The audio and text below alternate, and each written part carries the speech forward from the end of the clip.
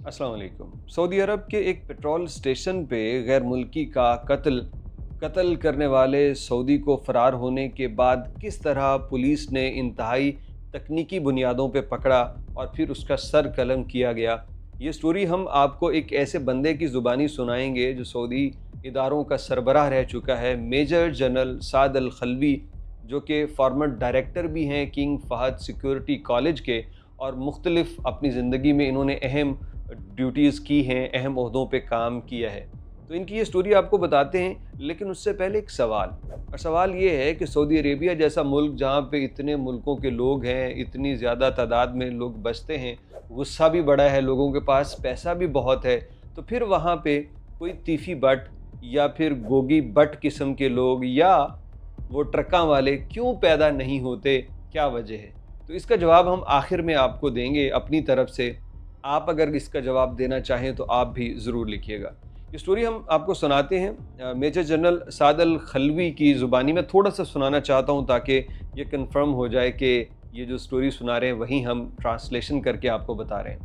كنت أنا قائد للدوريات وكان عندي اجتماع في الأمن العام، فالساعة 10 تقريبا ونص جاني اتصال من ضابط العمليات وقال لي ترى في حادث قتل تم في المروج في محطة دريس موجودة. والله استأذنت في الاجتماع ورحت، جيت لقيت الشخص ملقى على الأرض، طبعا انتقل لرحمة الله، كان سايق وايت وجاي أظن باخذ مويه ويتوضأ عشان يصلي الظهر.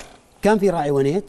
एक TV programme में अपने माजी के मुख्तलिफ वाक़यात का हवाला और उनकी तारीख़ बयान करते हुए मेजर बताते हैं कि मुझे एक मरतबा एक कॉल रिसीव हुई कि मुहत्ता अदरीस जो कि हय्युल मरोज के अंदर है, वहाँ एक गैर मुल्की को मारा गया है। पहले ख़बर ये थी कि शायद सिर्फ वो ज़ख्मी है, तो इसलिए वहाँ पे पुलिस पहुँची और मैं भी करीब था, तो मैं फ़ौरन से वहाँ पहुँचा तो देखा कि वो गैर मुल्की अपनी जान दे चुका है। अच्छा, ये भी चीज़ मुझे बड़ी अच्छी लगती है कि उसका ज़िक्र करते हुए ना, कि कहते हैं तक़ल रहमतुल्लाह, कहते हैं अल्लाह उस पर रहमत करे, वो वफ़ात पा चुका था।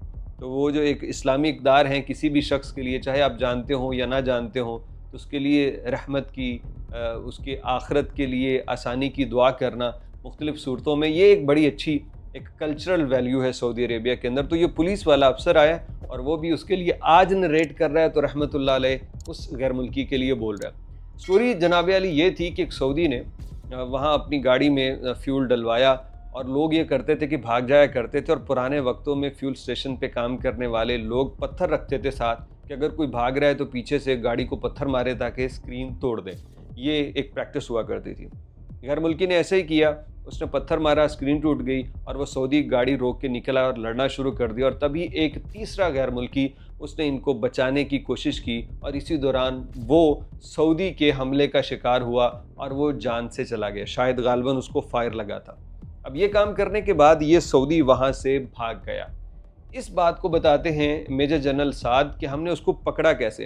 कहने लगे, हमारा बहुत पहले से हर मंतके और अहम पॉइंट्स के ऊपर यही तरीक़ाकार होता था कि हम हर वक्त 40 गाड़ियों पे मुश्तमिल एक ट्राइएंगल बना के रखते थे, जिसको साइंटिफिक बुनियादों पे चलाया जाता था, और उसके अंदर यही तरीक़ाकार होता था कि अगर कहीं कुछ हुआ एक जगह पे तो उस एरिए से मुल्ज़िम बच ना पाए, निकल ना पाए, इसलिए वो ट्राइएंगल हम साइंटिफिक बुनियादों जो भी उस वक्त की थी उन पे चलाते थे और बंदे को काबू कर लेते थे।